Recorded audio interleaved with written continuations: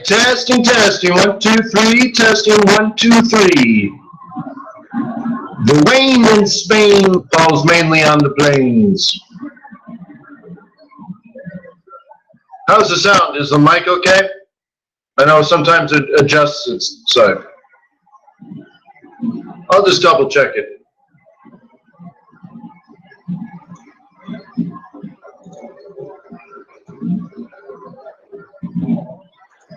Yeah, no, it should be fine. Good. That's good, yeah. So welcome. Today is a Friday, I think. Yeah, the 9th of June. Friday, the 9th of June, 2017. Best day ever. Let me remind you, however, that trading Forex is risky, not appropriate for everyone. Your past performance, however, good or bad, is not necessarily indicative of future results. Please stay small, stay humble, focus on the long term, never risk money you cannot afford to lose. Hello! My name is Wayne McDonald. I am the Chief FX Market Strategist for TradersWay.com. I'm here to earn your loyalty and respect, and you show that by opening an account with TradersWay.com. Start with the demo, test our execution speed, test our customer service, check out our back office, download MT4 and all that kind of stuff. Get to know us. We want to earn your business and develop a long-term trading business partnership with you, be your prime broker for your successful Forex trading business. And that starts with, education and all that kind of stuff. And that's why I'm here for you every day, 7:30 a.m. Monday through Friday here at forex.today. First Friday, however, I'm over at FX Street where I do trading off our payrolls live, which I've been doing for over 11 years, which in the realm of retail Forex trading that you're in, that's forever. No joke.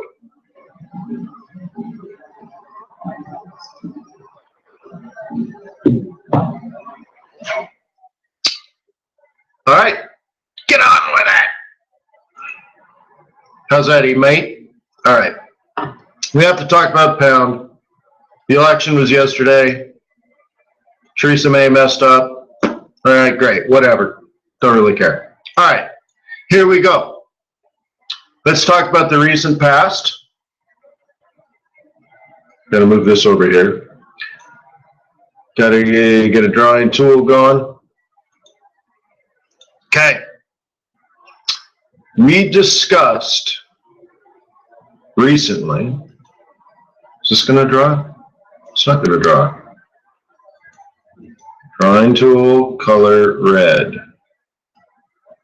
No draw. You can't see the charts, right?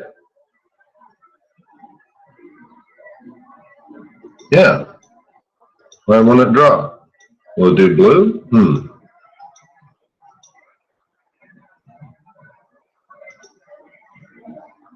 Will it do arrows? No. Huh. Not drawing tools this day.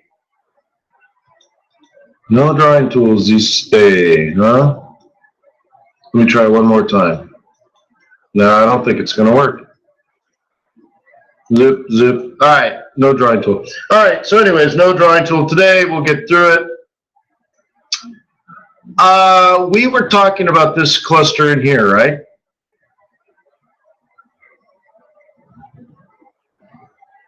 Do you remember me calling out somewhere between I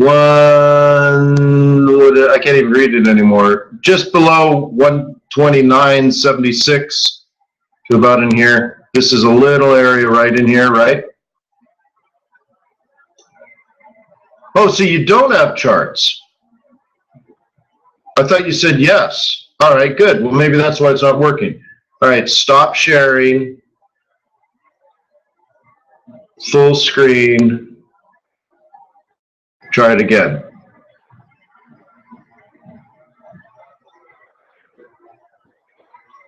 Okay, maybe it'll draw this time. All right. Yeah,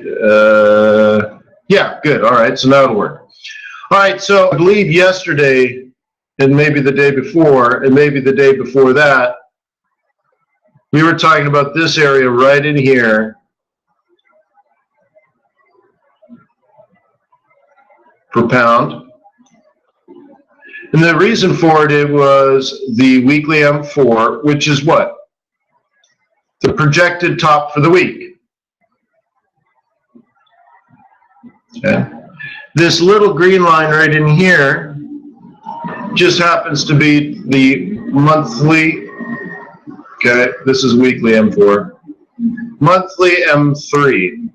What's important about monthly M3 to swing traders? It's where you sell.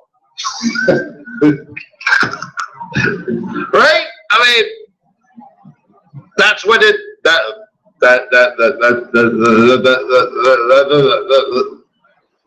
that's what it is, right? So what is the target if you sell there?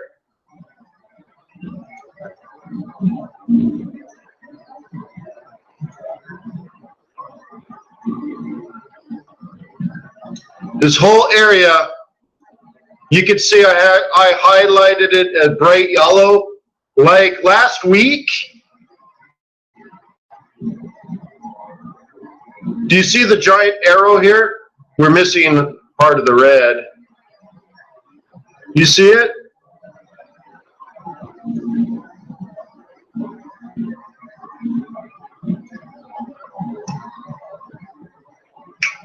I mean, right? What this is saying is if or when we get down here, if it's early in the month, it should hold. Oh! But, and it's a big but, it all starts with this.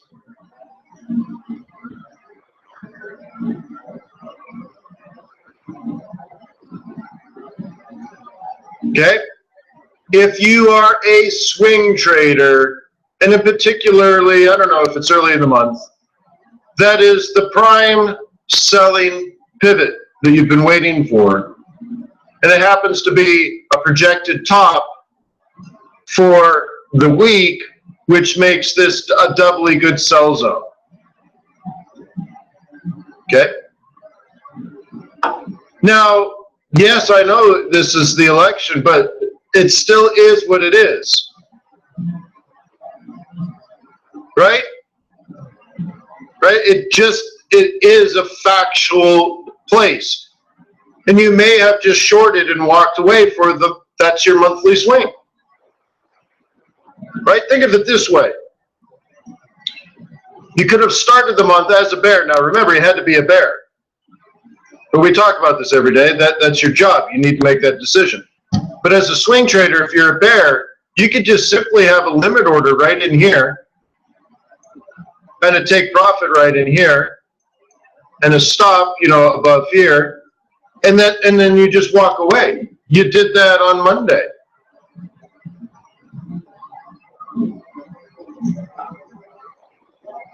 Yeah, okay, did you know the election? No, I'm not saying you would. But that is technical analysis.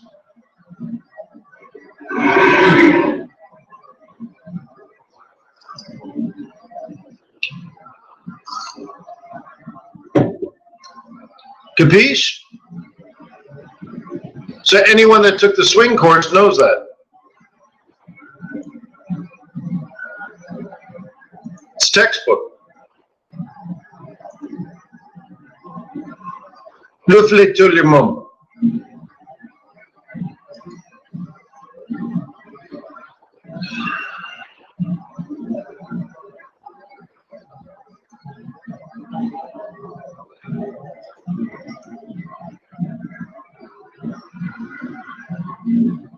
Okay. Here's a weekly, monthly cluster that went the opposite way.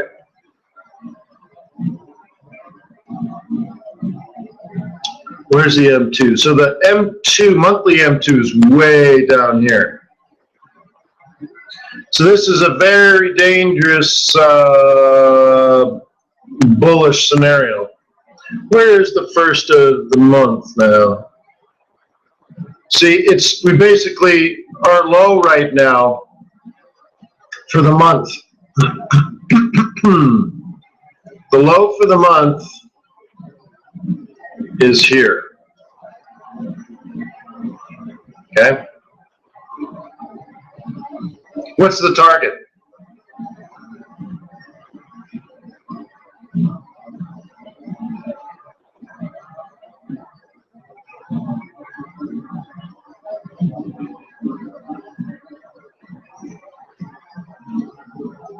It's way up here.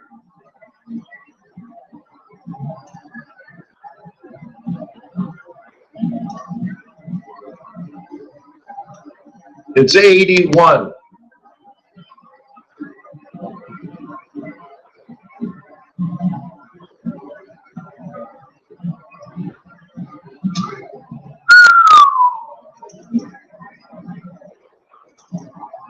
Which means maybe you tiptoe your way up there. The challenge right now is we have weekly resistance, monthly resistance, psych level of 80. So I think it'll take some work.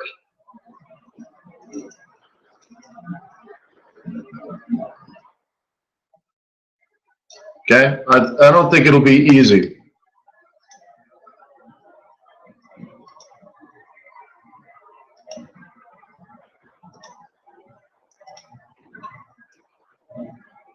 Okay? I don't think it'll be easy. But it's plausible, bro.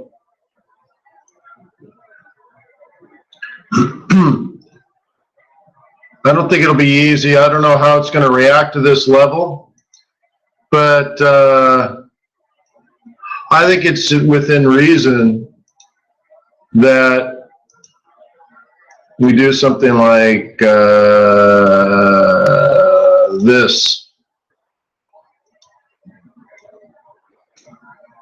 over the next 2 weeks or so.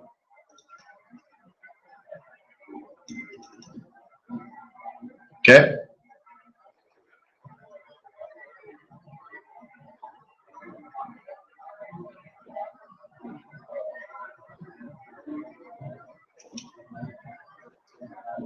But that's our high yielder.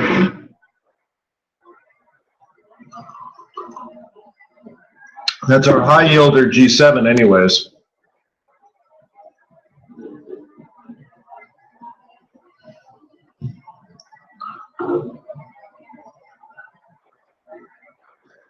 Speaking about high yielder,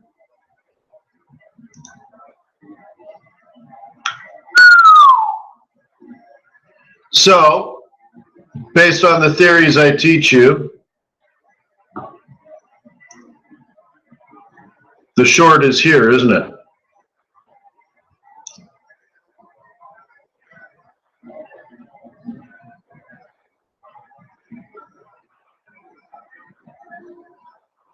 We also talked about this was a Wednesday, I think, this was a Thursday, and this was the Friday.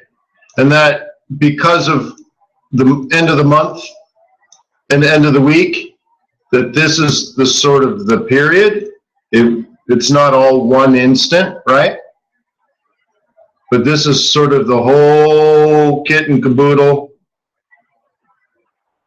And from there, it should go down. We don't know if it will. But my estimation, my guess was 2.36, very specific, right? That's a total guess, by the way.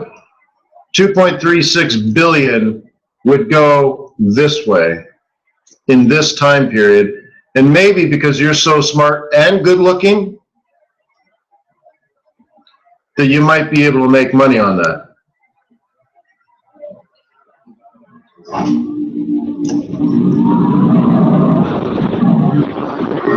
Okay. How many people agree with that, with those statements, besides the good looking and smart part?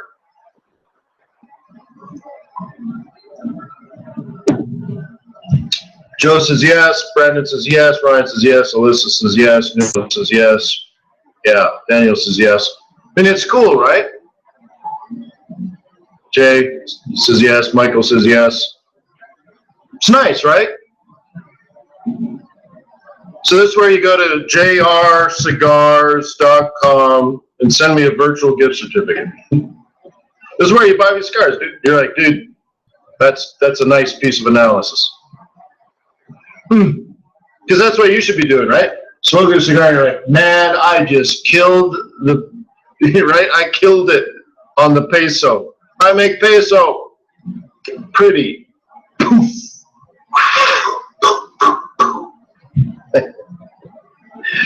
Right? Living like a banker now, man.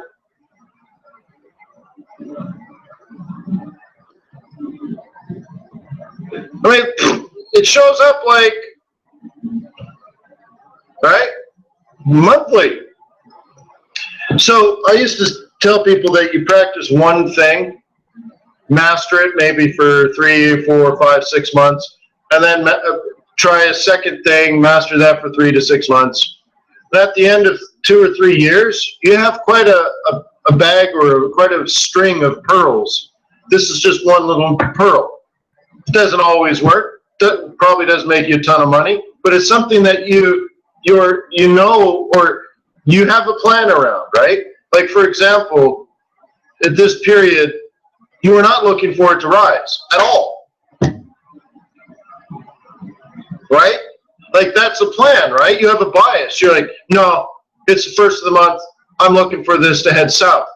You're not, there is no consideration of it going north, just down or not down. But that is a trade plan. You're supposed to do that with everything. Because you say, well, I don't know if this is going to fall, but I do know I'm not looking to buy it over the next 72 hours.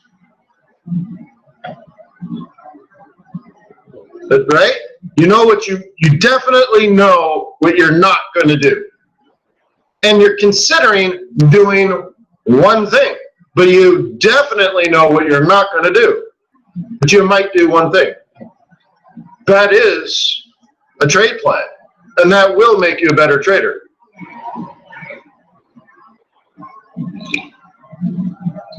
Yeah, like Ryan says, thanks for sharing the alpha, right? Like, honestly, I invented that as far as I'm concerned, because I remember thinking about it, pondering it, doing research. I could just sit on that. That could just be my thing.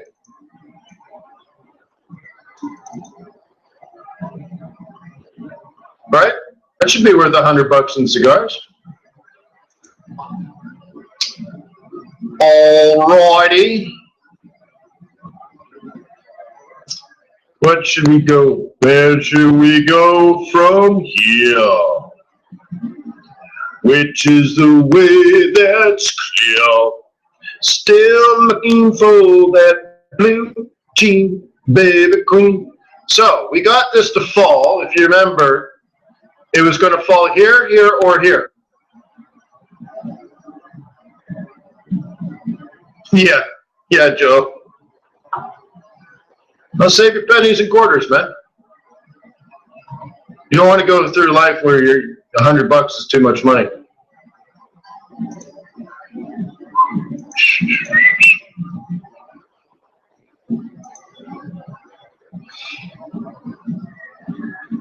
Oops. I had a conversation with my son who's 11, right? He's like, yeah, I want to buy this thing. I'm like, yeah, well, you're going to buy it with your own money. He's like, yeah, I know. And it was a lot of money, right? I'm like, wow, you have that kind of money? So he goes upstairs to his safe. He's 11. Goes upstairs to his safe, comes down with $650 in cash. They're like, holy crap. You got $650 in cash under your bed in a safe? He's like, yeah, I've been saving it. Because over the last few years, we've been teaching them how to save. I'm like, holy crap.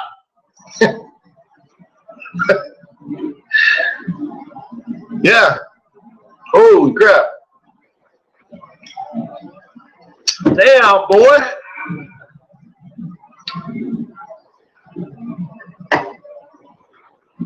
Yeah. And a suitcase full of cocaine. Is that weird?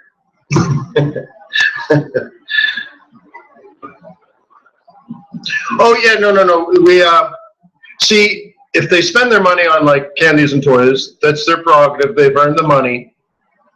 But if they save it, they earn 50% interest.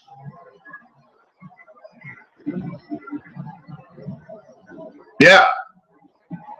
And we track it, we got spreadsheets and all this kind of stuff. So it's just part of teaching, that, and we have them actually write it down, like, what is it that you want to buy? So that he put what he wanted to save his money for. He put it down on paper, like, I don't know, year and a half ago. And we've gone and looked at it and everything, but it's a clear written goal, like a business plan. He's shopped and shopped, looking at different versions, looking at different prices. He's very patient. He's been waiting, all that kind of stuff. And finally, the right thing came up with at the right price. He loves it and everything. Again, it was his vision a year and a half ago. And that's why I'm like, well, if you got the cash, by all means, you should buy it. And he's like, oh, I got the cash. I got way more than that. Sure enough. And then he's like, oh, and my Target gift cards, because he saves his money from his birthdays, from his jobs and allowances and stuff. I'm like, oh my God, good for him, huh? I'm like, shit, I think I paid him too much. Like, can you lend Daddy $100? Yeah. So anyways, he's learning how to business plan, huh?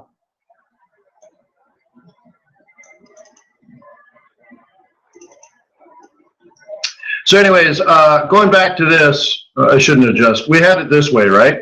Our plan was to sell in here, and it had to do with where the moving averages were at that time, because obviously they've moved, right? It was either sell here, here, or here. You understand? Like, that's a plan, right? Like, we don't know if we're going to have a chance to sell. We have 3 prices in which we might consider selling, but we're not a buyer. Cool, right? And depending on where it kicks off, right? Depending on where it kicks off, we'll kind of decide how far to fall. Okay? Using moving averages here, it tells you to get out down here. Okay? If you go back up into here and you're claiming sort of the monthly as as the resistance, then this is an interesting area, because this spot is the monthly support pivot. Okay? Now the problem with this isn't actually June, even though the June pivots are there. So you have to decide, are you using this as the top, and are you claiming it's the monthly with the weekly close to it? I mean, it's a judgment call, right? Where the top kind of predicts the bottom. Don't really know. Now this green zone is, if you were a bear, this is where you should start taking profit, right? And an aggressive bear, and you probably were if you sold below the weekly, you're probably pretty aggressive. But the aggressive bear using weekly pivot points is supposed to take profit at this line.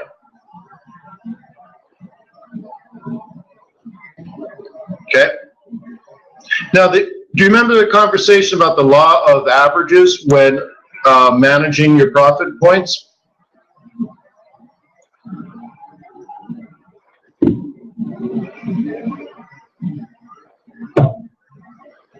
Peter, you could. That's what I'm saying. You could. You could decide one or the other. So this one I'm looking at, and it kicked off a weekly, but it's pretty close to a monthly on like the 2nd of the month. So in this one, it's a judgment call. Are you considering that a pivot? You could. So you might have a monthly swing going on there, but probably not. Like, it's not clean, is it? It's not a clean hit. So you might say there actually isn't a monthly swing going on. Okay?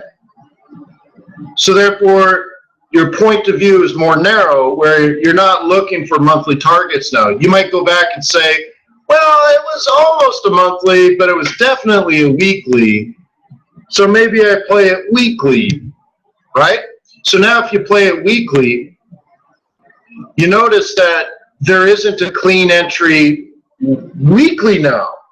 The clean entry would have been up here. Your second opportunity is a weekly swing. Again, I'm assuming you've gone to the swing course, right? But so you don't really have that. So now you're really kind of struggling, right? So what could you use?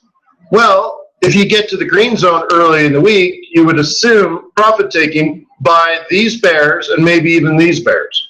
See, this up here is a perfect weekly swing. Again, if you took the swing course, boom, golden. Okay? Now, it happened on a Friday, which is not golden, but that's non-farm payrolls for you, right? Beautiful swing. But anyway, so now we're down here, and it's not a beautiful swing. It's a little ugly. You're out of position. It's not great. You may not even trade this, certainly not as a swing. Now, on Monday, we talked about this being a pivot, or not a pivot. We talked about it being a moving average entry because I believe this is where the 21 was. It now looks like a 55, but I believe it was a 21. But the idea was up into that 21 and down to the next level on Monday. Or wait for it to rise higher, sell it here. Or, God forbid, it heads all the way up, double tops before it drops.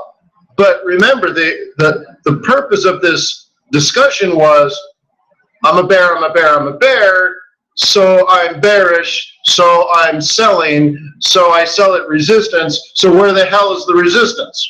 Oh, well, there's one here on moving averages, one here on a swing basis, and here a double top. Right? You see, like, the clarity. I sell here, or maybe here, but I'm a seller. Moving average, which is shorter term, that's your day trade. Weekly swing or long-term double top at the monthly central. And you know, it's golden because it's also the projected top. So on Monday, we don't know if it's going way up here, or we don't know if it's going down here, but we know we're going to sell.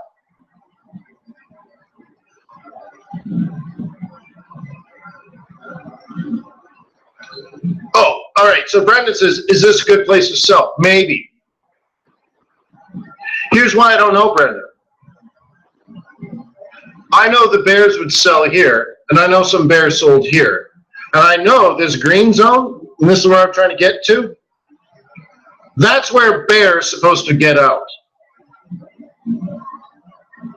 So now I have to ask myself, are they going to sell again? I don't know. Maybe they're golfing today. So here's what I was trying to get to. Before, well, I asked if you remember the conversation about the law averages, right?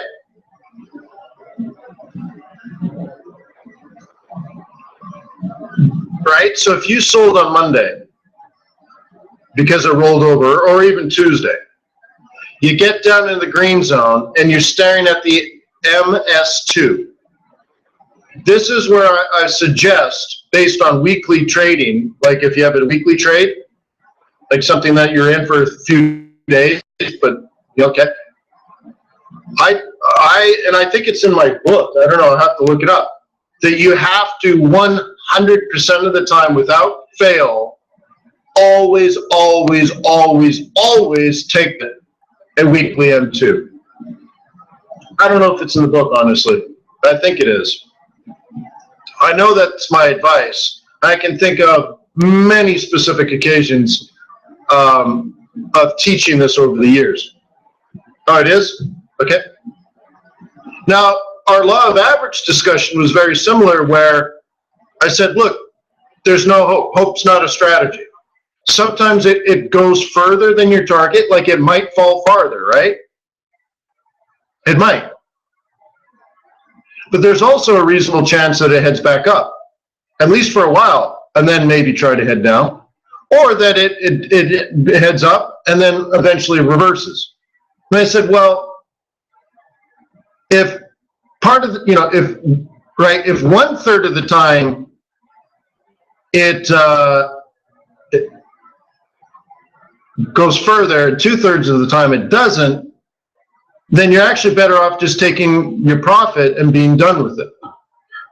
Maybe you leave some money on the table today, but tomorrow you don't lose money that you had in your hand.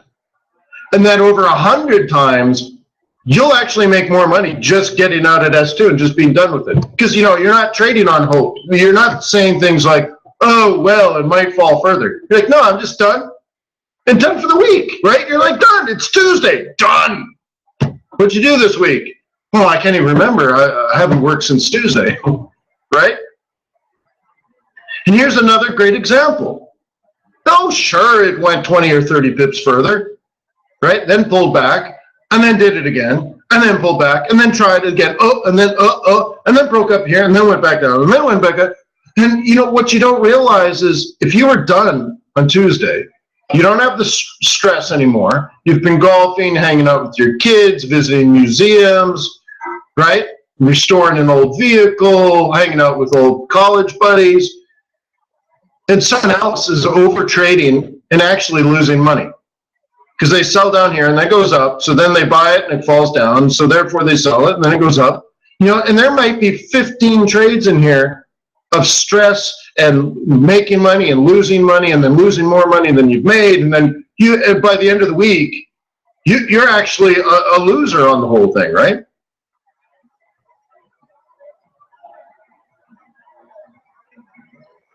Right? You understand? Like we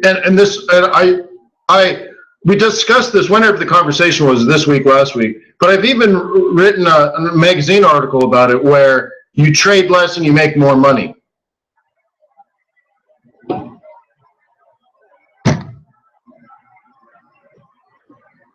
But you're also like happier too, right? You're like, I'm richer, right? And I'm happier because I barely work, right? Like I barely do anything.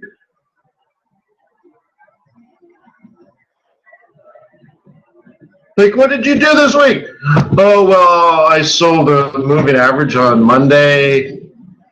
It hit my limit order Tuesday night, but besides selling, placing a stop and a limit, I haven't actually done anything this week.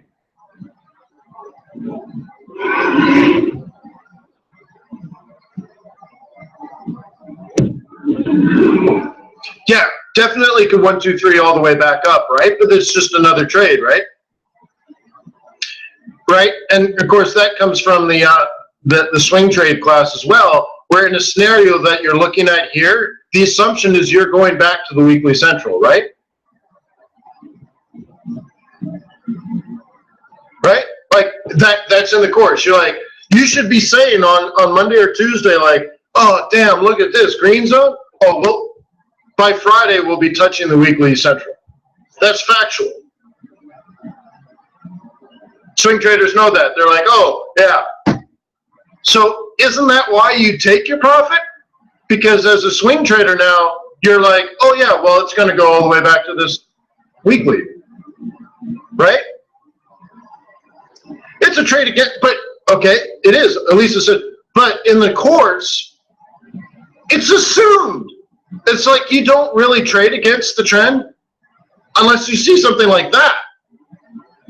And once again, it's a factual thing where on Monday, you're assuming, wow, if this heads down, it's going to hit the target zone pretty early, probably Tuesday. And if it is Tuesday, then I think by Friday, it'll be back to the weekly central. Definitely 100% know that as a fact that you're actually thinking about that on Monday, that Tuesday may bottom out there, which means by Wednesday or Thursday, maybe you'll be trading it back and your target is here. That's one of the only times you counter trend trade, but you knew that on Monday. You got your entry on Tuesday or Wednesday, and you could be back long here. You don't have to be, but there's no other time that you look for that scenario, right?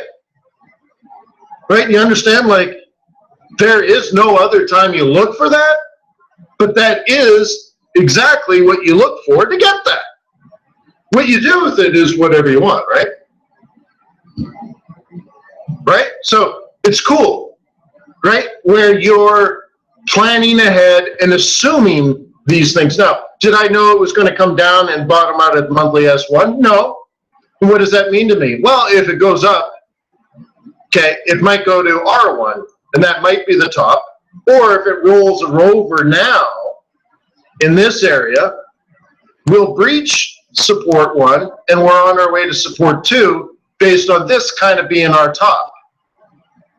So if this remains our top and this remains down, meaning like maybe we do, this is what Brendan was talking about earlier, you know, are we going to get something like this today?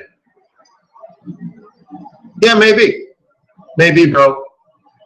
Yeah, maybe. Could be. Could be a rabbit. Could be. If that rolls over, then this is going to S2. Notice it's a monthly pivot and a weekly pivot and a roll reversal we identified on Monday. What? Yeah, okay. So that would then lead us down to here. Oh my God, did I already draw this on the chart for us? Like, you got to remember, we did this on Monday, guys. I think Monday, I don't know, whatever. I mean, but it's there, it's highlighted in bright yellow. That's the first target. Okay, here's the second target. But you're like, oh my God. Becky, look at those pips.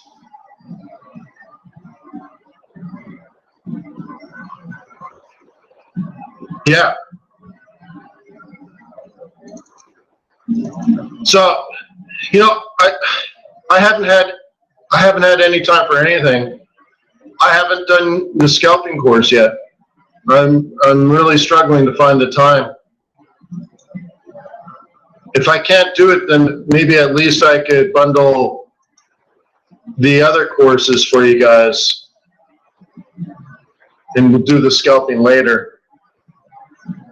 So I don't know if you've taken the swing course or if you've taken the fundamental, but maybe I'll bundle those two together, throw in like a price action course and a technical analysis course. Maybe four courses is enough for summer school. I just don't have time. I don't have time. It's funny, I'm often in 2 or 3 meetings at the same time. But I don't know. I'd love to do it. I'm going to try to do it. This scalping.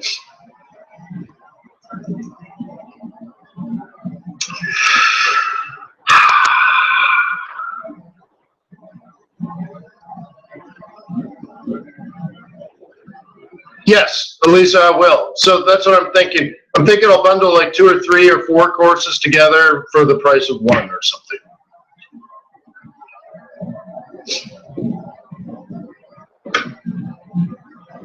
Right? And if I can do the scalping, I'll do it. If not,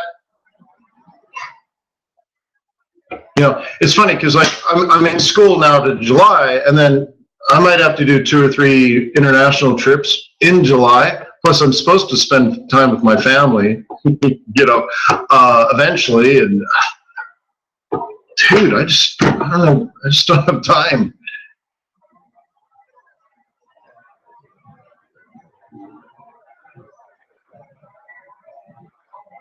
Oh, Ryan has an observation about the discount window. Ooh.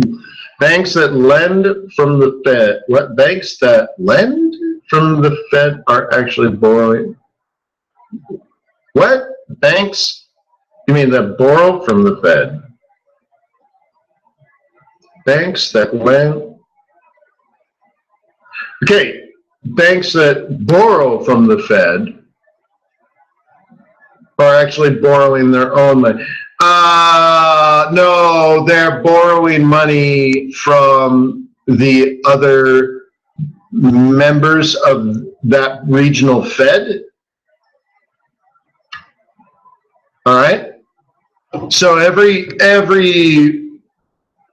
Fed bank in every Fed region is a central bank, right? That's why they call it the Federal Reserve System. So the Fed in San Francisco is a central bank. Okay?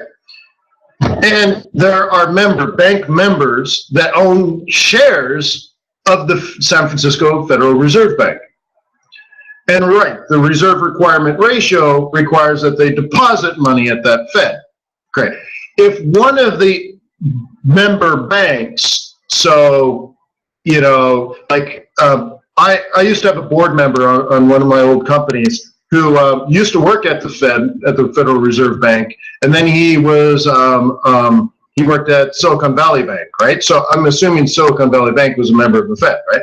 So let's say Silicon Valley Bank had a lot of money tied up in small startup companies, and suddenly they were in trouble, and they couldn't meet their RRR because of withdrawals and a bunch of problems, right? So they and because of this, the streets can smell blood. So nobody wants to lend money to Silicon Valley Bank to meet the RRR. Then they go to the discount window. Okay? Are they borrowing their own money? No, they're short. They don't have enough of their own cash at the Fed. That's the problem. And then they went to JP Morgan, Bank of America, Wells Fargo, whatever, right? And all these companies said, no way, Jose, we are not lending you money through the Fed funds futures market or Fed funds market. Go away. You're too risky. So then they go to the discount window. They borrow from the Fed. The Fed says, well, we're going to charge you a higher rate than the Fed funds rate. You're going to have to pay the penalty, which is the higher interest rate, plus you get a free bonus. Sometimes when you borrow money from a bank, they give you like a free toaster. The Fed gives you a free audit. Yeah, free audit. Woohoo! Plus the stigma that your bank sucks. And it's really not a good thing on the street where they're like, dude, did you see Silicon Valley Bank borrowing from the discount window? And all of a sudden, so you watch your liquidity dry up, right? No one's going to want to do business with you. So that's why the Fed needs to go in and look at the books, because they'll say, well, look, obviously the market knows something's wrong with you guys, so now we got to figure out what's going wrong, okay? But they're not borrowing their own money. They lack enough money because they're not meeting their required deposits, okay? But, you know, this isn't in the Silicon Valley Bank. I'm just giving you an example. A small regional bank in that area that would likely have reserves parked at the Federal Reserve Bank in San Francisco. As far as I haven't spoken to Silicon Valley Bank in a decade or 2 decades, but I'm sure it's still a fantastic bank. Philip doesn't work there anymore. He works somewhere else.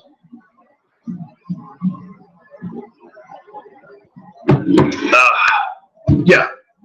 All right. So there you go. And so Ryan's asking questions about that. That's out of the Fundy scores.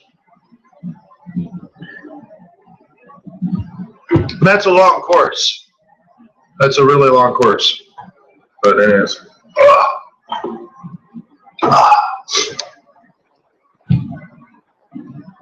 Went over R plus E. You know, and it's funny, like, when you get into, like, my classes, they can take that simple idea, 1 over R plus E, and the math gets, like, crazy ridiculous, right? And now you're arguing over the slope of curves and stuff. You're like, I thought it was just 1 over R plus E. That was easy. No, no. Let me make that so complicated nobody could possibly understand it. And that's what they love to do. It's ridiculous.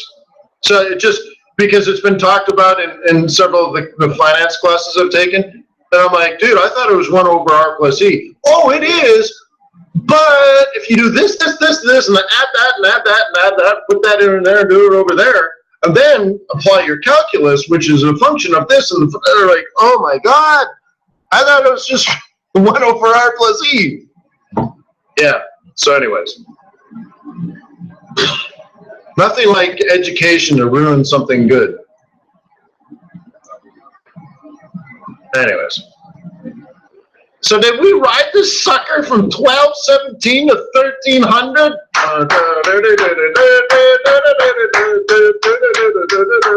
Hi. my gosh, huh? So what is this? Monthly resistance?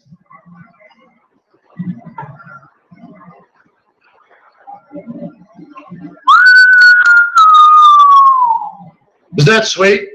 So ask yourself an elementary question, because you need to educate yourself. I'm just a guide on your journey. What happens through your observation of the market when an instrument or an asset class hits a combination of weekly and monthly resistance? What seems to happen? See, this is how I would think when I was teaching myself. I'd really ponder these questions.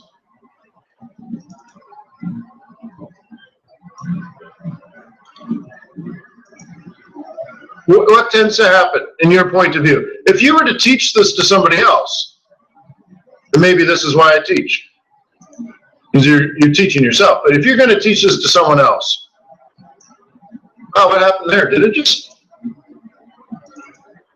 happen to my beautiful colors? Does it happen every time? Maybe I'm that slow.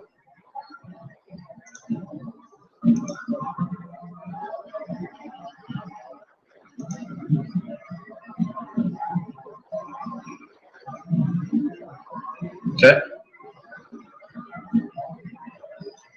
Yeah, it changes. Really? All right. So I'll stop adjusting it. All right, so anyways, cool, huh? Well, if you're a buyer, I might consider this. Let me count the ways. Stokes is ready to rise. Isn't rising yet, but it's thinking about it. It's thinking about it. Monthly central, roll reversal.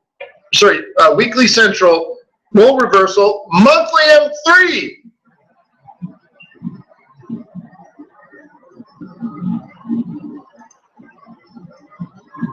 Could be. Could be, if that's what you're looking for, could be. The threat is the top. But even if it is a top, even if that's the end of the road for this move that we predicted from down here, it should still produce a lower high before it makes a lower low. And this is where scalping comes in. Now you got to be intuitive. Let's say you think it's going to fall. You got to say, all right, so I'm long-term short. But you're like, well, to really get the bears in, we need to really convince the market this is a double top.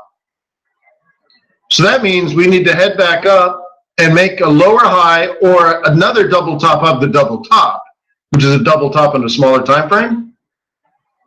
So you could say, so therefore, I'm short-term long, which means you might be preparing now to scalp the rest of the day up and then scalp the rest of the week down. So you could be long-term short, but short-term long. And you're only short-term long because you know that there's a long-term short, which would need, right, a short-term lower high or double top. So you're buying because you want it to fall. And all of a sudden, you're like, what? Yeah, I'm buying it because I want it to fall. But it can't fall because we're at support. So I need to rise it up to resistance and then fire for effect. Right? So in a scenario like that, your thought process is, all right, I'm going to be a bear all next week. Therefore today, and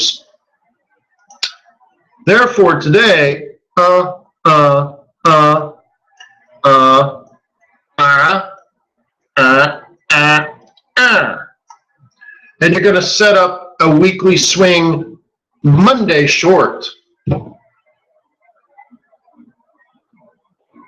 So you could be bearish, which is fine, but now as a scalper, you're preparing this, okay? And then you're going to prepare for this, and then this is going to be the key. And you might be trading this on 1 minute and 5 minute charts, buying it as a bear. This is why you should never start as a scalper, because most likely you don't get it.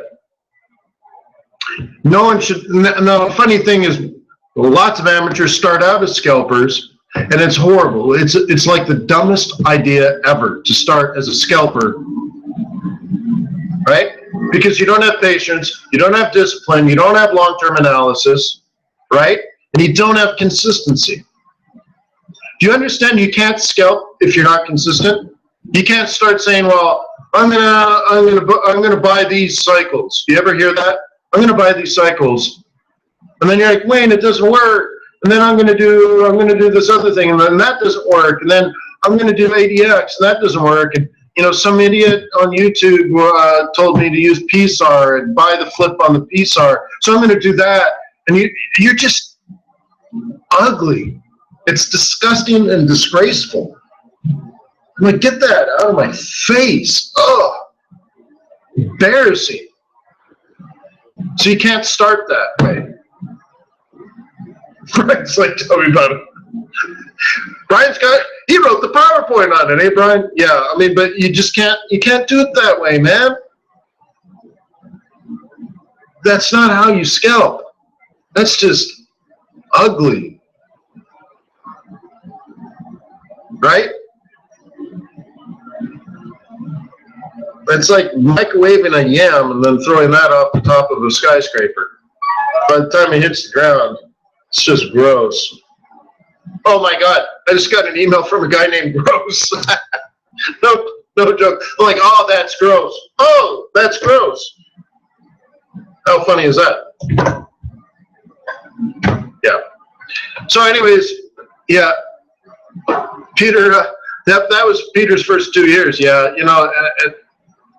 see, that's the thing. I guess I got lucky because I was too stupid to scalp when I started.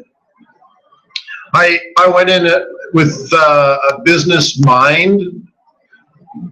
And so when I first started, I used Excel spreadsheets. It's true. And charting, I had a separate charting package because your trading platform didn't even come with charts. So I'd start my trading platform, and there was like a table that had things like overnight volatility levels, and some of these numbers I didn't even really understand what they meant, but it gave you some basic like data. MT4 doesn't even have data like this, I don't think. But anyways, so it gave you sort of like overnight volatility. I remember the one I looked at, what was moving, right? But it didn't tell me what direction. It was just what moved the most overnight. But it would show like, anyways. So I would copy all this data manually into a spreadsheet. So I created a spreadsheet, had a form and everything. It was great. So I'd spend, probably 40 minutes, more than a half an hour, not an hour, 40 minutes typing all this in for all the different currency pairs I looked at, which was all the majors basically, right? And I put all that in there. Great, that was volatility. But then I would compare like CAD versus everything, dollar versus everything, Aussie versus everything, pound versus everything, yen versus everything. And so anyways, and it created sort of a relative strength thing. I remember I programmed it so it was like a heat map, which again didn't exist back then. So green thing, if it was positive, it made things green. If it was negative, it made things red. So then I would reorganize things like CAD was the strongest, yen was the weakest, dollar was second strongest, Swissy was second weakest, right? And I would organize everything relative strength-wise based on volatility data compared to relative to all others. So I basically made an index of everything, volatility index of every currency. Then organize them by relative strength. So then I had a little place where I organized them, hottest to coldest. Again, based on volatility, hottest to coldest. And then back then, spreads like pound spread was like 7 pips. If you wanted to trade Kiwi, it was like 9 pips or 12 pips. Like the spreads were huge, right? So then some things I didn't trade because the spreads were high, right? So then I would organize like, well, if CAD and Kiwi were about as hot, about the same strength, but CAD was half of the Kiwi, I'd go with CAD, right? So then I'd organize it by cost, and I'd get down to like 2 or 3 currency pairs I wanted to trade that day, and I knew the direction I wanted to trade. And here's the kicker. You ready? Wait for it. Wait for it. And then I started my charts.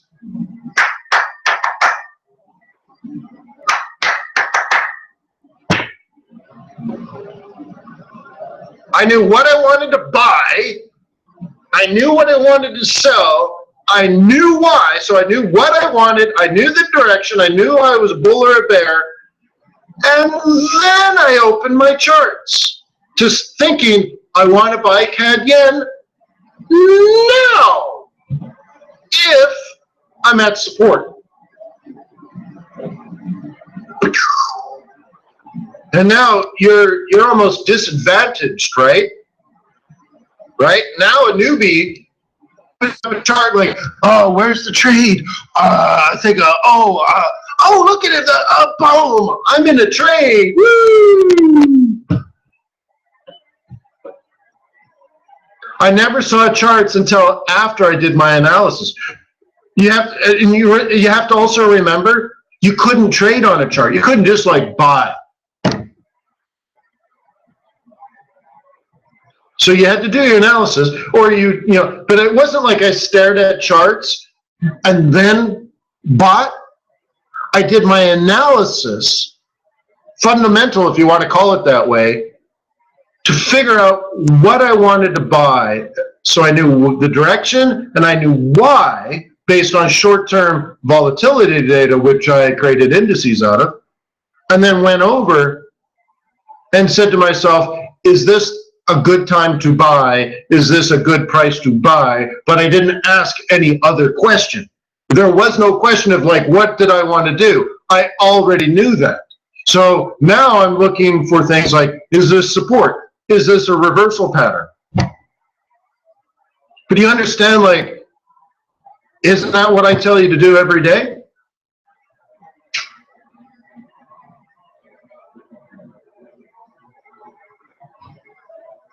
Well, I honestly believe that that's what you need to do. So what does an amateur do? Open up their charts, and they're like, I want to be a scalper.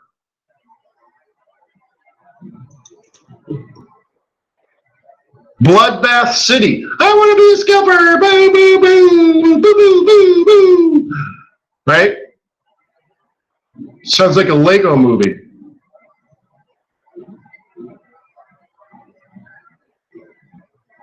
No, well, Michael, here's what will make you a better trader. You ready, Michael? Pick one currency pair that you like to trade. Not pair, sorry. One currency. Pick what's your favorite currency to trade? Pound. Hey, flip a coin. Heads you're bullish, tails you're bearish. Go ahead and do it. I'll wait. Good. I just made you a better trader. You're only allowed to do that now.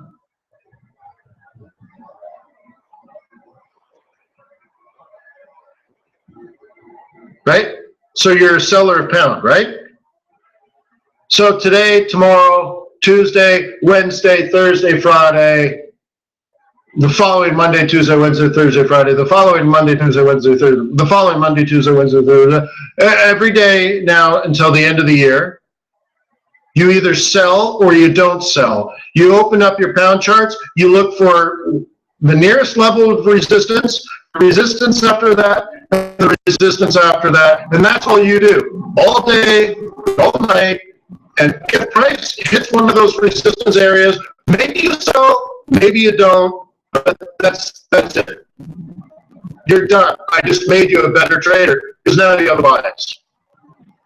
And if you're wrong and it goes through and it goes higher, you're not going to lose much money. And you just wait for the next level of resistance. You can be cautious because you can say, well, this is going up. but I'm a bear. So I'll be cautious, but maybe it'll flip here. Maybe I'll get a reversal pattern up here. Maybe it's a monthly pivot and a weekly pivot cluster where it'll reverse. If it reverses at the weekly, I'm going to sell it. And then if it goes higher than that, you're like, wow, look at that. Look how high it went up. So you're a bear or you don't trade. It's at resistance or you don't trade.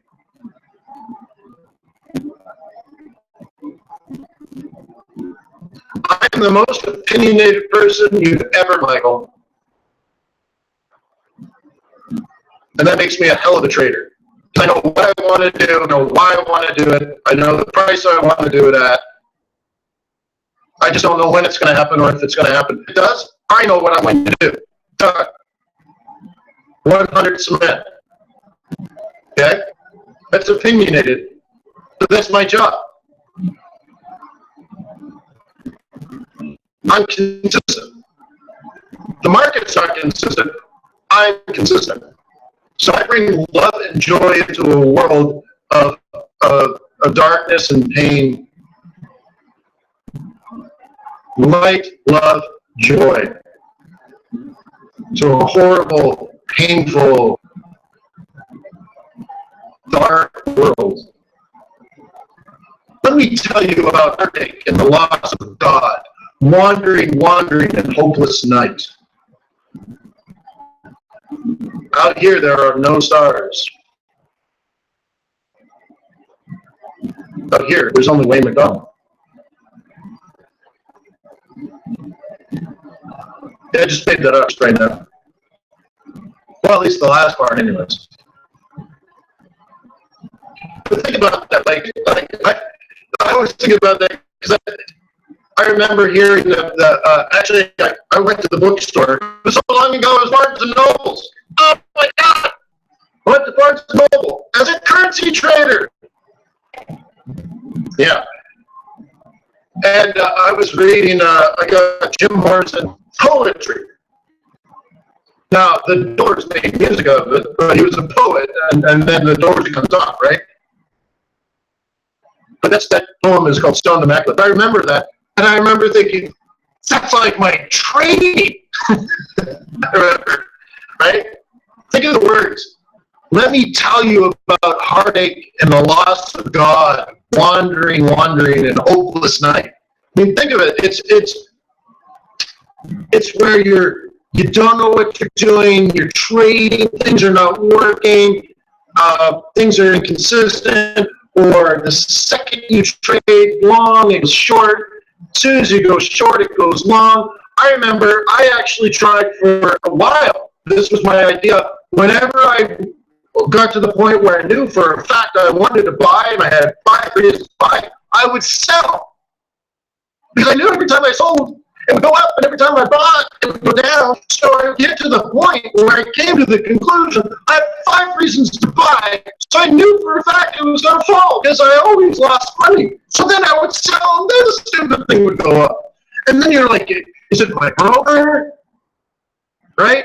Is this FXCM or GFT trading against me? Apparently, it probably was FXCM trading against me. I don't know, right?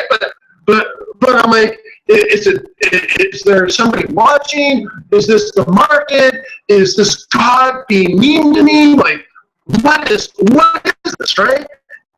And I had no consistency in the beginning. So, like, I wanted to quit. I thought I was a loser, just so like heartache and the loss of God, meaning like it's hopeless, right? Wandering and you're just like a veil of darkness. You just literally can't see in front of you. Your trading is just dark and cold. It's ugly and